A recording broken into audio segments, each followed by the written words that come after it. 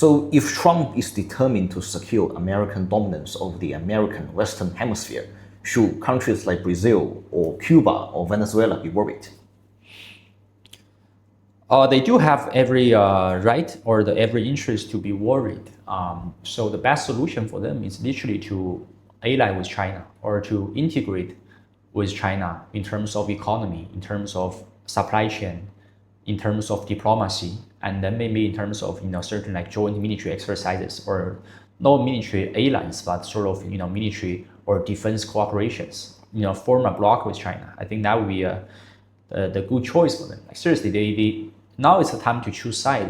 It's like Anthony Blinken said, you are either on the table or on the menu. For us Chinese, we are welcome everyone who wants to join us to sit on the table, so we could eat together, we could have our dinner together. Why is the entire MAGA so angry about Trump not releasing the files? Because that's what Trump promised them in their campaign. In his campaign slogan, he made a promise. He said he will. He said Jeffrey Epstein is basically linked with the whole Democratic or the Democrats establishment, linked with the Wall Street, with the financial elites or the military-industrial complex or the Silicon Valley industrial complex, basically the so-called deep state. And Trump is trying to distinguish himself from that faction.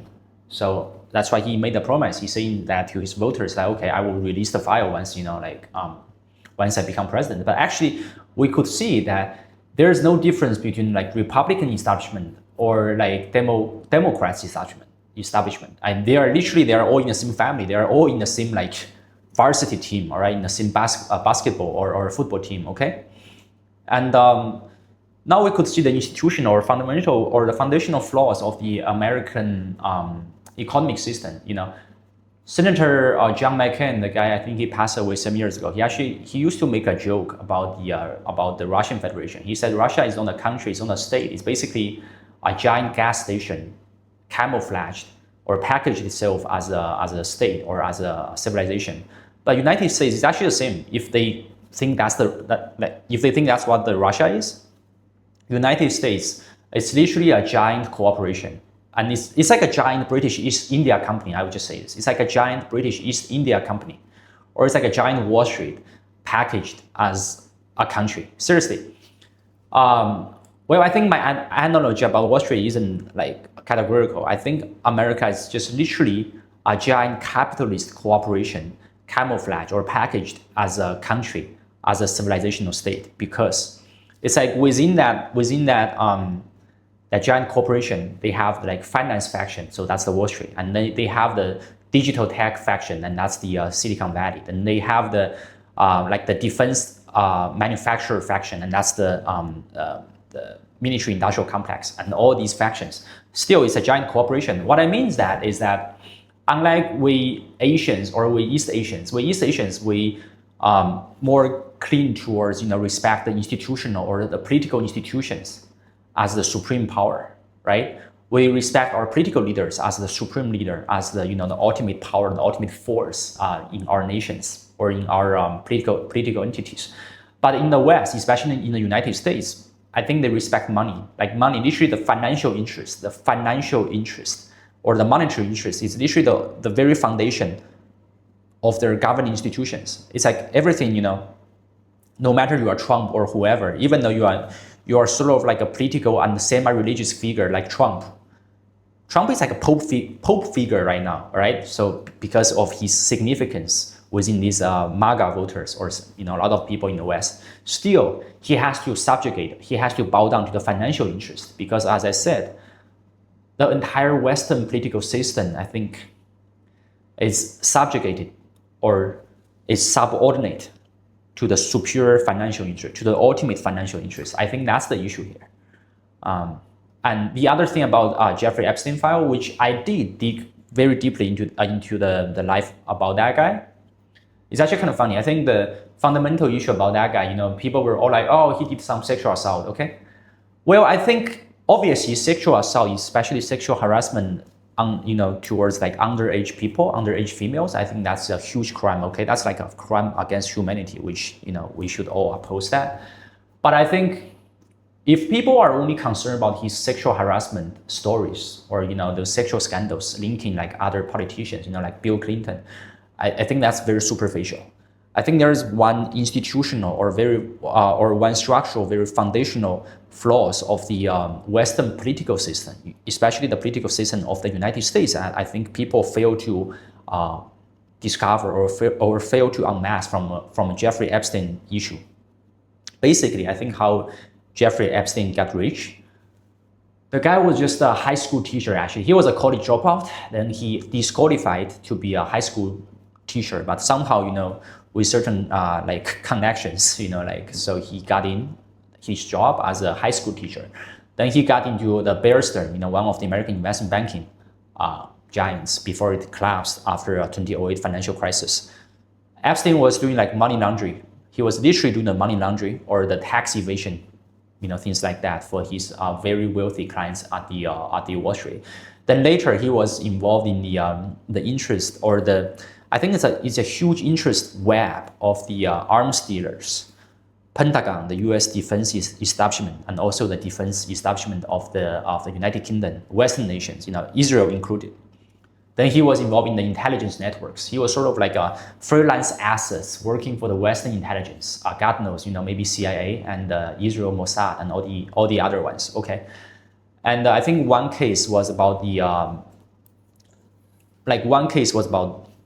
Iran Contra scandal.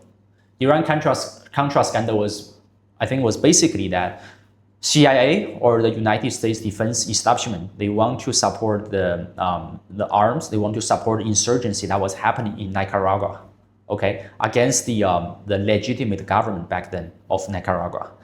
And the way they get the money was they want to sell the arms to Iran, so Iran will pay them. But because Iran was sanctioned officially by the United States, so the only way they could get money out of Iran was, through those arms dealers or, those like shadowy figures, people like Jeffrey Epstein or like his mentors.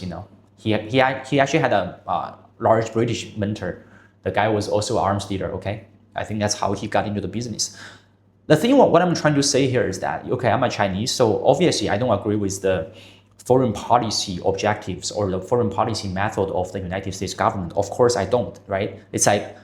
I don't support them, stirring up the insurgencies in like their, in Latin America, in other countries' territory, right? I don't support that. But I think from Americans' perspective, okay, fine. If you want to pursue your foreign policy goals, foreign policy objective, or any objective that concerns with your national interest, with your national survival, I think that's fine. Pursue it with proper means. The reason why whether CIA or the United States executive branches, they had to pursue, the illegal routes, like the Iran Contra scandal, was because the institutional flaws of the American governments. It's like the way American governments were functioned, I think is basically flawed. Americans have been fooled by this for literally 250 years, since its very founding. Its framers were all talking about, like the so-called checks and balances, okay? But you see, that's how their national interests get compromised. If there wasn't these so-called checks and balances, then American government, the whole country of United States, they can have a unified will when implementing their policies, right? But it's because they have those so-called checks and balances. They have, Congress, Congress has bipartisan split. And Congress trying to curb the role of the president or the executive branch, so that CIA or other defense agencies, they had to detour and use these illegal and shadowy figures like Jeffrey Epstein to do some of the shadowy works that was supposed to serve the interest or the national interest of the United States. So you see, Jeffrey Epstein, the guy is no big deal. He is a big deal, of course, but I think that's only the surface of the problem.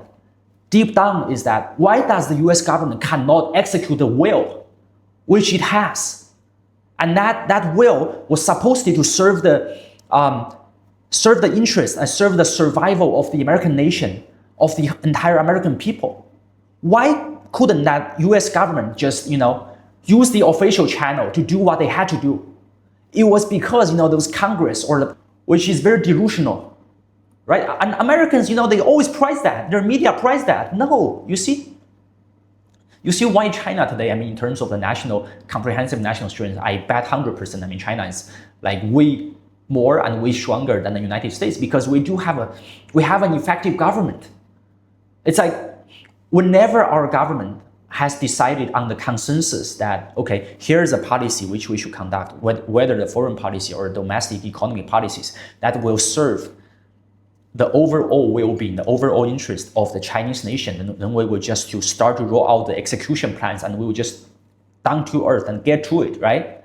Americans couldn't do that. They couldn't have the leisure to do that. You see, I feel like the entire thing about United States climbing the ladder of the world empires and become the global hegemon, actually only briefly. It's like from 1990s to like 2020s. I think that's the maximum they had. Actually, only 30 years. It's very brief. Americans thought it's because their system was, their system was so efficient, or their so-called checks and balance system was, so efficient design. No, you see, I honestly feel like America actually get to the place which they had only by sheer luck, like literally only by sheer luck, because their system itself is one of the fundamental flaws that has been dragging this country down for so long, right? We haven't realized the structural flaw of that system. I think it was because the United States was a lucky country. They somehow defeated the Nazi Germany back in the World War II. Actually it was by the grace of USSR, okay? And they somehow defeated the USSR after the 1990s. I think somehow also by the grace of the USSR itself, because the USSR itself had conducted, flawed reforms. They have chose the wrong path, right? So I think somehow America just got lucky, seriously. But their system is a foundational issue here. So could it be the case that Jeffrey Epstein is actually the intelligence agency cleaning up their mess, because he's the evidence that the intelligence agency has went rogue? Yes, that's actually exactly what happened. I think there were credible evidence saying that Jeffrey Epstein, the guy, was part of the larger intelligence rings of the Western nations, CIA in the United States, MI6 in the United Kingdom, and then Mossad, or the Israeli military intelligence. The guy was part of the larger networks. And I think funny part was when the guy was involved with these intelligence activities, that is actually how he got rich, okay? How he got, crazy rich it's like overnight, okay? That was under the context that, there was fierce competition between the East and the West, between the communist bloc versus the Western nations back in the World War, back in the Cold War, okay? Around 1980s. So I think it's understandable that, these intelligence agencies or the Western defense establishments, they want to do everything they can, even hiring some of these illegal or shadowy figures to do the dirty works for them in order to win the competition against the Soviets, right? I think I'm not standing on any side, but I think from a realistic perspective, that's fine, right? Because you do want to first ensure your national survival, no matter the means or no matter the methods which you conduct, which you use.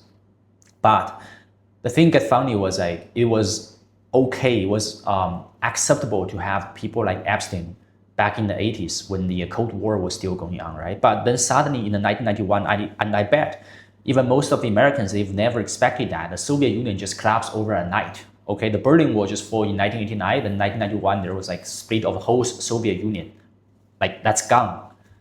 After that, the Western intelligence community still had that much, connections with people like Jeffrey Epstein, and then still, providing social capitals, political capitals, and financial capitals to people like him. I think that's what made this whole thing, pretty much, delusional, and it's like a opera drama. You know what I mean?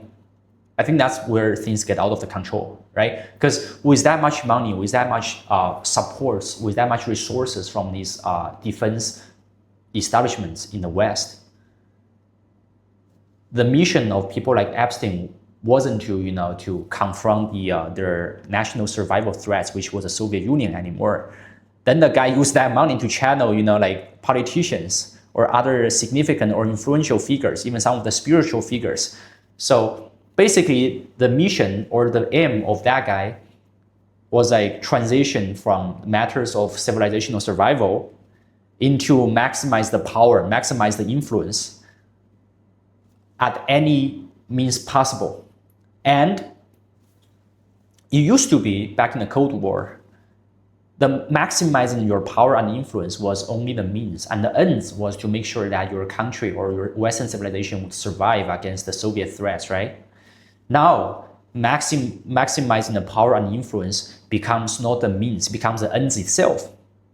I think that's where this thing like bites back, right? So he could just pay whoever, Bill Clinton, whatever checks, and invite a guy to the the island or Lolita Island, right? I believe that that is what it's called, and throw them into those like senseless sexual parties or senseless sexual gatherings or harassments, all these things together. I think that's where the whole thing get out of the control, right? As I said, I think briefly summarize that issue was like using the illicit means or extrajudicial or extraordinary means in the extraordinary time, if you were in a world war, right? If you were in an intense conflict regarding your national survival with your competitors, I think that's fine. You use whatever means you can grab to make sure that you can survive till next day, right? But with this threat of the Soviet Union gone, whatever they did, was just like out of the control. And I believe that wasn't the will of any single individual. It wasn't Jeffrey Epstein. It wasn't American CIA. It wasn't Bill Clinton. I think it was like the collective consciousness. It was a collective consciousness of that time. I think that's how, after thousands of years, human nature never evolved, right? Human nature never evolved. There was like no single individual or no single co-conspirator among them, that looked back and saying, you know what? I think what we were doing there were not morally correct, or, what we were doing there would actually spiral out of the control and create, way more serious chaos into our entire society and the world. Nobody actually thought about that, or nobody seriously thought about that, right? Nobody had a serious reflection about that until the whole thing, just went out of control. And even after today, I mean, even till today, when the whole Jeffrey Epstein thing was like, over the internet, out of the control, but I think people's focus were still like, oh, who did some of the prostitution thing, like who joined these, like those sexual harassment parties. As I said, these are not a foundational issue of that. I think the foundational issue is that how did the Western society, become so morally corrupted together? And what was their central mechanism that was, like hooking them together? It's like power knots, the power networks, right? And what were the central motives of that? Is it all about like sexual favors? I don't think so, right? These are like powerful figures. I don't think they lack any sexual favor from other ones, right? But how did this whole thing, just strongly binding together? I think that's the collective consciousness of you could say it's the collective consciousness of the history, or collective consciousness of the powerful interests. But again, I think there was no single individual in control of that. The whole thing was out of the control, right? It's like because these supposedly brightest individuals, the top leaders, politicians, spiritual leaders, even some of the popes, supposed to be the people with the best and rational judgments, but their collective actions, their collective behaviors were actually sort of like under the autopilots, was like under the subconscious forces that were guiding them into this disastrous path. I think that's what we should be really stay vigilant about. Don't repeat the mistake which they had. And I think that's part of the reason why, fast forward to today, 2025, the whole world is in chaos, right? And I think we could all partially credit this entire chaos to these people who are in, like Jeffrey Epstein's networks. Because of their, it's like everything has a crack at the first, then it gets out of the control, right? And these people, their collective behaviors, their collective actions, which extends all the way to the entire society by their undue influences. I think that's where the crack begins. So, do you think that all these people on the Epstein list Are they really into this, into the pedophilia, or they are merely as signaling their entrance to this entire small circle of elites by participating in this? Good question. I have to say this in a very categorical way. It's going to be a long explanation. Short answer is no. I don't believe so. As I just answered you, right? I don't think all these people were, truly mentally deranged, especially in a sexual activity sense, right? And the other thing is, given the influence, significance, and power of these people, they could have any sexual favor they want. And that's just harsh reality, right? That's just a pure facts. Yep. But why they still sort of engage in this, such an obvious atrocity? It's by, as I said, I think it's a collective consciousness. It's like a subconscious force guiding their actions. I think when they first engaged in these activities, it's like a university club, or it's like a country club, right? Because people want to join this club because this club supposedly, have some of the influential figures already in it, right? Then it's like a network effect. Once you have, a couple of power nodes, then there's like other power nodes also want to join, and there's like more and more, right? Then the whole thing, as I said, getting out of the control, spiral out of the control, which points to the foundational flaws of the Western capitalist system. Why? Since the 16th or 17th century, pretty much since after the Western claims the Treaty of Westphalia in 1648. After that, I feel like the global capitalism has established their stronghold, the dominance across the entire world. So by that point, especially after the past 400 years of its evolvement or its evolution, the power structure of the entire world, or the governments across nations, have become, the priority become, first is capital, which is the financial power. Then comes the political power. Then it's a religious power, right? When the human civilization barely emerges, 5,000 or 3,000 years ago, it was like religious power overrides the political power, then overrides the financial power.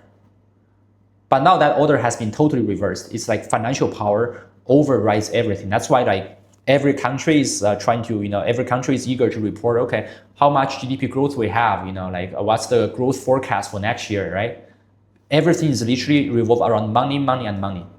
So the financial interest overrides everything. And I think that's the reason why we see the Jeffrey Epstein case, where all these religious leaders and political leaders were all, eager to fly into that, God knows where the island I think it's in the British Caribbean or somewhere around that, and then engage in, these such sexual atrocities.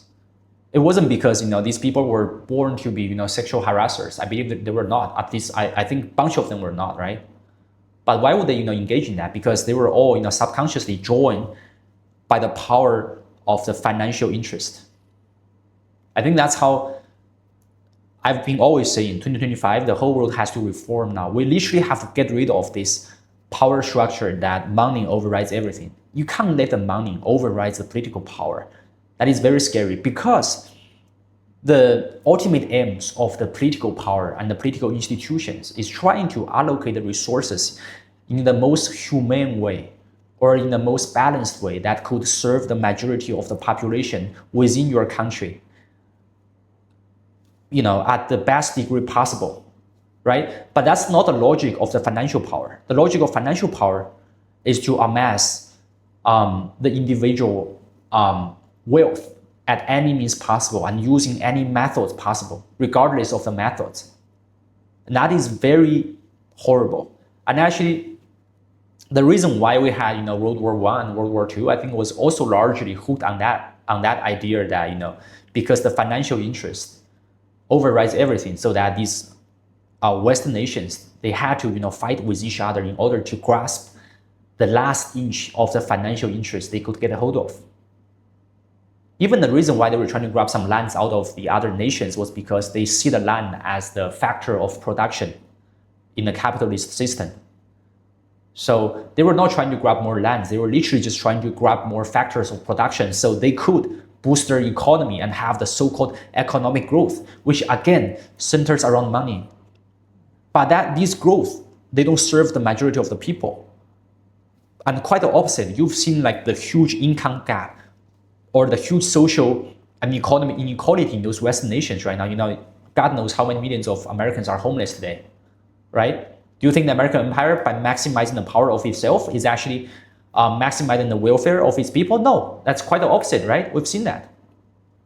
So I've been always saying, like it's 2025 right now. I do urge these like-minded people around the world. I think we literally should come out with a reformed system, not a reformed system. It's actually a total overhaul of the previous governance models that center around the financial interest. Not anymore.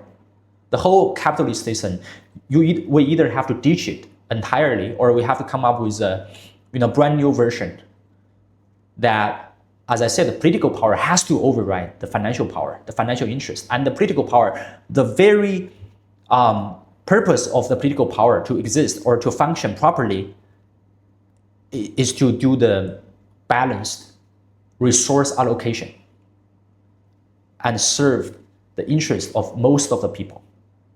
The whole Western cultural dominance, has been collapsed already. Like it used to be. I just give you very concrete examples. Look at the American government. Trump just come up with this so-called Genius Act. Like the actual name of the Genius Act was I think it's like guiding principle or the guiding acts of establishing like national innovation around stable coin or something like that, right? Why would they just literally? That act itself has nothing to do with this term genius, has nothing to do with its literal meanings. And why would they have that? It's because the Western nations, USA included, has been playing these word games like acronyms for so long with us, because they thought English is literally the culturally dominant language, the culturally dominant means of communication in this world. So that's the reason why they have been using this for like decades or even over centuries, on the rest of us. Now we've seen their tricks. We've seen through their tricks. And there's another one, they come up with something, from these financial wizards, like RWA, like the RWA, real world assets. Seriously, what is real world assets? I'm a real world asset. You are a real world asset. Everything you see, everything you touch, like anything in this physical world are the so-called real world assets. And why would they come up with a term called RWA? Again, it's another trick by this financial wizard. Okay, so speaking of Trump, he says 50 days for Russia and Ukraine to get into a peace deal. So what do you think this 50 days is about? Okay, I think what I'm about to tell you is literally, I guess no one have ever done that before on the internet, whether in Chinese internet or on the American internet, okay? Or on the English internet. Seriously, count. Trump's announcement date was July the 14th. It was a day of the French Revolution. But more than that, more important than the French Revolution was because China has scheduled a military parade on September the 3rd. And that was literally 50 days ahead of July 14th. No joke. That's the literally exact date. And that military parade China will likely be the single largest military parade in the whole human history. The quantity and the sheer quality of the weapons which China will demonstrate, which China will showcase to the world, will be unprecedented, right? And the Chinese government actually issued the invitation, not just to our friend President Putin, and also to Donald J. Trump as well. So that potentially could be like a new Yalta conference in Beijing. The Beijing conference, except like this time, our president is going to be like FDR.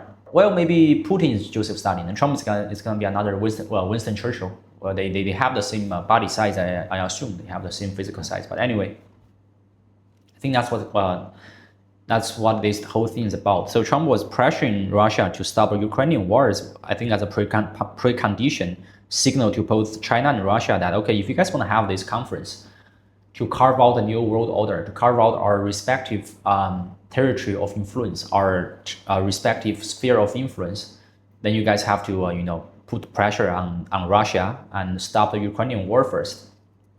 But, however, I don't think this is actually going to happen. Even if they want to, carve out a new world order, America has not demonstrated its will. America has not struggled enough, has not showcased its commitment, its determination enough that they are worthy for China and Russia to negotiate this new world order. America just simply has not, because look at what Trump did. Trump was like, I think he's like Vikings. He's like pure Anglo-Saxon pirates. You know, they would just like quickly come in and trying to grab something out of it and then just leave. This is like Trump's approach in terms of tariff war, in terms of trade war. Apparently that strategy backfired both in China and China and in Russia as well, right? So America has not demonstrated that it is powerful enough and it is determined enough, it is resilient enough to be, to sit on the table of this brand new negotiation for the new world order, right? That is what Trump lacks. What Trump wants, I think he wants two things. From a territory perspective, he wants the Greenland, he wants Canada, and he wants the total sphere of influence in American backyards, which is Latin America. From a religious or spiritual perspective, here's what he wants. Some people say he actually wants Jerusalem. He wants to be like the Caesar or like the Pope-like figure for the entire Christian world. Might be. And he might also want to exert a full dominance on the European nations. That's the reason why he is so eager to dismantle the EU, to undermine the effectiveness of the EU. Well, I mean, EU doesn't have any effectiveness to start with, aside from their cultural narratives, right? I think these are the things which Trump wants. But of course, if he wants that, he has to prove to the world, he has to prove to Chinese, to Russians that he and his United States is worthy of this price. So do you think this 50 days is a trick to divide the BRICS? It's not going to happen. As I said, America simply does not have the power and the means to divide the BRICS anymore. It just doesn't, because America just couldn't offer enough interest to any of the nations within BRICS. Especially to the big geopolitical players like China and Russia, there's literally nothing significant Trump or his United States could offer anymore. Americans seriously have to realize that. The only reason why America still has the largest GDP because it is a nominal GDP and it is based on the US dollar, which is right now pretty much a fake paper. It's just a green note, seriously. And it's not even backed by the US military might. It is only backed by the historical heritage. And that heritage is about to collapse. It's about to dissolve in front of the new reality on the ground today that we are seeing around the world. So honestly, my personal forecast, I think the actual strength of the United States by GDP, by purchasing power, I think USA right now, I guess is like maybe 60% of China, 60% of China. And that's still GDP because that still includes, all these useless service sector economies and the financial sector economies and legal sector economies that comes to their GDP. If we go down to the fundamental level, the pure manufacturing outputs, the pure industrial strength, I think America is like 10% of China. That's the real national strength.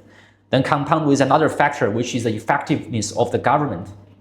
Again, I think America maybe is like 1/3 or 1/5 of China.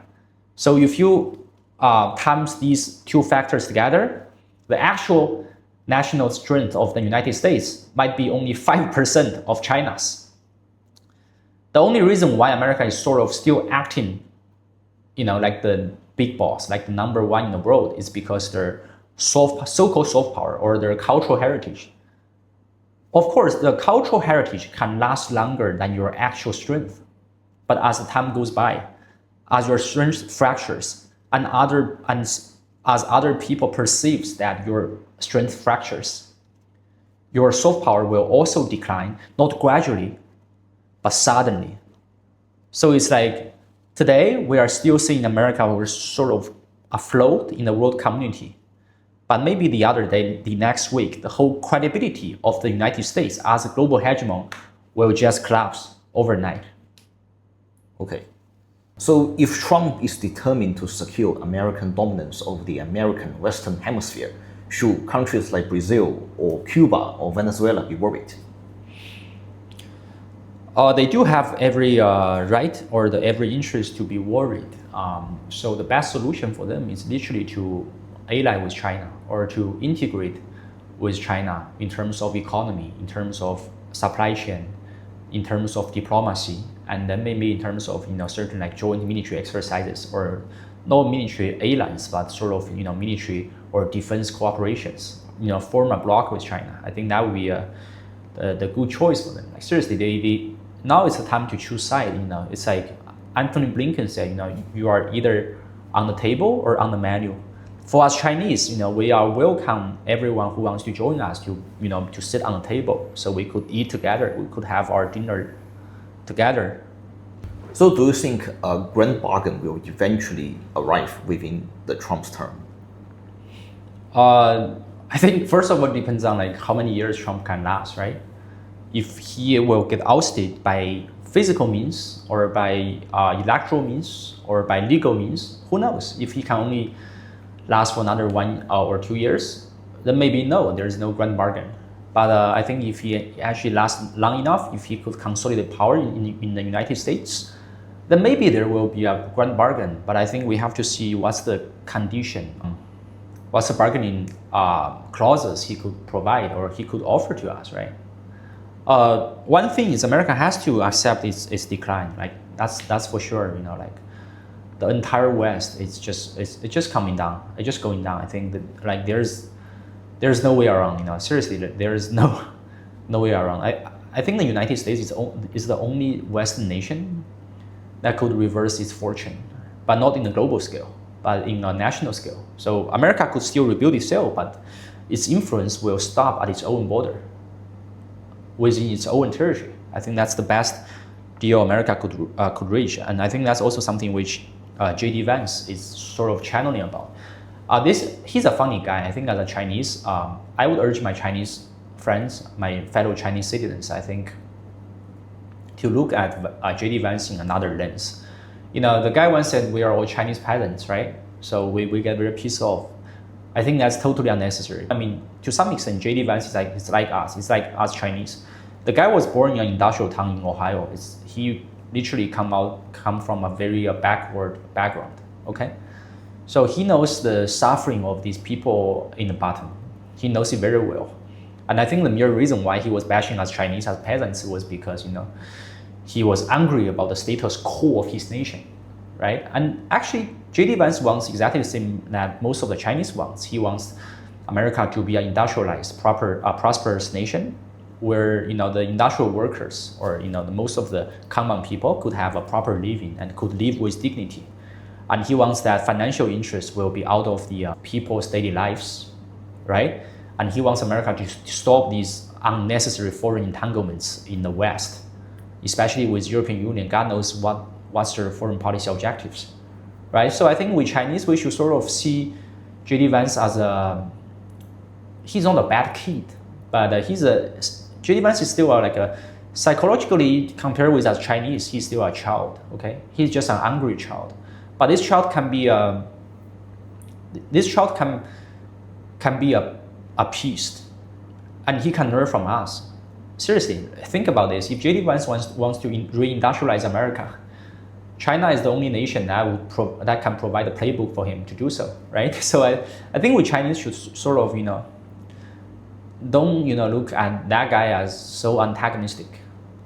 Okay. Because one day J.DVance might be the very first guy, the very first American leader to accept that China's dominance or China's proper place in the world, and to accept that America is now not the number one power in the world anymore, and instead he will just look inward and focus on rebuilding America, and without these unnecessary foreign entanglements. Only the Republican establishments, they want these foreign entanglements, So currently America still leads China in terms of AI, but we are seeing Jensen Huang visiting China with the acceptance of the American establishment. So why do you think Jensen Huang has come to China and resumed the sale of the H20 chips? Jensen Huang is a pure lizard. I'm not sure if you guys are familiar with a lizard.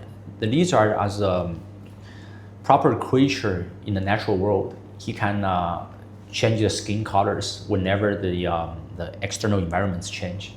Jensen Huang is exactly the figure, and I bet this with you. Once China comprehensively dominates the entire AI space in the world, with no doubt. Once China reach to the position, which I think will be one day, reach the position where there's no any other country or any other Western firms that could compete with Chinese firms anymore in terms of AI, both in terms of like chip design, chip production, the entire supply chain, and all the way to the AI large language models and the AI applications. Jensen Huang will literally come to China saying he's a Chinese, and he will start to speak Chinese, and likely he will even ditch his American passport. Okay, the guy's a pure loser. So the reason why he's coming to China was because, of course, because he see the trend that China is turning the tide of the AI race. China is literally winning the AI race. So that's the reason why the guy went to China. And today, because Jensen Huang only see that China is sort of on the parity with the United States in terms of AI race. So that's the reason why Jensen Huang only come to China and said a few Chinese words. But as I said, once I think in 5 years or 10 years, once China actually totally establish the AI dominance, Jensen Huang will come to China and the guy will never speak English in his entire life anymore. I guarantee you that, okay? Now, speaking of the actual AI, I think there's like two routes which China does on AI. First of all, Jensen Huang come to China is because he sees that in terms of the chips, he started to sell the chips to China was because Chinese companies like Huawei and the SMIC, also an indigenous Chinese chip manufacturer that has sort of been an underdog and stay low profile for more than 2 decades. He see that we are catching up on that. So I think now the Chinese chips, the top-notch Chinese chips could match with the computational capacity around 80 to 90% of the top-notch American chips. But by the way, I have to remind you that these American chips were actually not manufactured in America. It was manufactured by the TSMC, which is literally, to some extent, is still a Chinese manufacturer because it's based in China's Taiwan province, and also was established by ethnic Chinese, right? It was only under this parity that Jensen Huang was like, okay, we can now sell you some of the chips. So I would urge some of my Chinese fellow citizens, some of the Chinese, they are sort of brainwashed by this Western narrative that anything Silicon Valley or anything America, anything Western is superior. I think that's not the case anymore. If we go back to 1900s, at the end of the Manchu dynasty in China, the Qing dynasty, that might be true. That statement, that thinking might be true, but now I will remind you guys, it's 2025. China is starting to catch up and will eventually outcompete them. And that's about chips. The other thing is the large language model. We have the DeepSeek. DeepSeek now, DeepSeek literally functions exactly like the ChatGPT and all the other mainstream Silicon Valley large language models, right? And the difference being, if you want to use ChatGPT at the turbocharged rate, I think you have to pay like 200 plus USD for a month. But DeepSeek is actually for free, right? It's literally open source for free. And that model was trained by only maybe hundreds of millions of dollars, while the OpenAI or the ChatGPT claims to needs like billions of dollars to train the model. Now we see the difference, right? Then the other thing, I think the national strategy of China's take on the AI is not just about large language models, because in the end, large language models, they don't necessarily boost the real world productivities.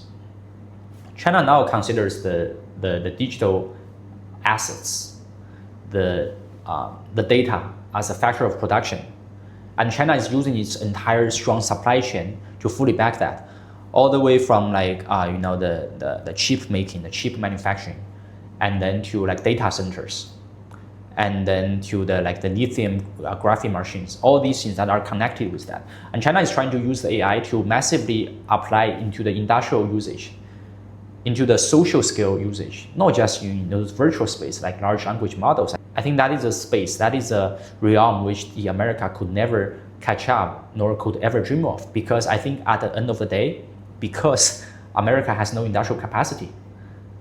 It's like in their own financial wizard terms, America has no real world assets, nor can America itself make the real world assets anymore, right? Think about this. I will just give you concrete examples in terms of the AI usage. China is now having these so-called like dark factories. It's like in their assembly factories, some of the the EV cars or some other industrial industrial manufacturing factories, they don't open the lights. They don't turn on the lights. Why? It's because they don't need to. Because the entity that is like literally operating these like 24/7 non-stop factories are robotics that are controlled by these or that are under the guidance of these AI programmers. And they could manufacture with way higher efficiency, way more outputs, way less flaws, and more importantly, without like sort of these like repetitive or intense human labors. They don't even need like repetitive like human supervisions because AI could actually correct itself. AI could continually optimize itself. I think that's where the world should actually apply the AI into. I think that's the future for the next decades, or maybe in the entire 21st century. I think that's the mainstream here. Like the J.DVance, these large language models, I think they are merely the passing themes of this whole evolvement in terms of human technology progress. They will one day just be a passing theme. People will just forget about them seriously because now you see the only thing they could do is actually to optimize the efficiency in terms of the white-collar office jobs. But now as we increasingly see, these jobs are actually useless. These jobs are not contributing to the actual output of our societies. They are not part of the industrial productions. So do you think China's approach to AI, especially in terms of the applicational industry, will usher in an era of energy revolution? Of course, China has already been doing that. Like by any measure, solar, nuclear, wind, and electricity, the storage, the batteries, the EVs, every account. Like China is literally, it's like an industrial juggernaut. It's like an industrial juggernaut that no one can match, no one can compete. Of course, no doubt. And plus the AI, when China used their industrial AI, use their AI programming into these industrial usages. Like seriously, I feel like the sheer scale of the China's industrial capacity now coupled with AI and clean energy, it's like the whole world is not enough anymore. It's like we could literally export these industrial capacities to the outer space, to the aliens, if they want it, if they need it. It's like the whole China now covers the demands of the entire world. And we still have the so-called excessive capacity. Okay. So moving on from the issue of AI, and speaking of the Genius Act, which seems to be the principal economic policy of the current Trump administration, seems to be promoting these notions of cryptocurrencies. So why is America so obsessed with crypto? It's because we've seen that the US dollar, it's literally the US dollar hegemony has been collapsing right now. And now there's like alternative currencies. It's like Russian rupees, then there's like Chinese RMBs, then there's like Japanese yen, and also the euros that are potentially grabbing away the market share of the US dollars in terms of the world currency. So America now it's just fiat money, as I said. It's just a fake green note paper. The US dollars. It used to be backed by its comprehensive national strength and its like military and industrial might, which now are all fracking. It's like all fracturing. It's all fracturing. So that Trump is trying to sustain the lifeline or the bloodline of the USD by having this stable coin.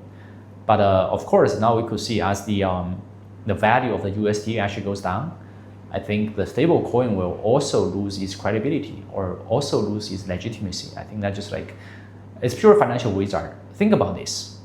Just think about this. If the US dollars is still strong, if the value of the US dollar is still undisputed, why would the US government come up with this whole thing called so-called stable coin? Why would a coin be called stable coin? The mere fact that, or the mere reason that they have a coin called stable coin, that means its original financial system or the value of its currencies are not stable anymore, or potentially not stable anymore. That's why it's called stable coin. And Americans are just so funny to have these acronyms like Genius Act. It's literally, I think, stands for like guiding principle for establishing like innovation in stable coin or something like that. Then why would they call themselves genius? It's just funny. But we all know this is just literally a financial wizard.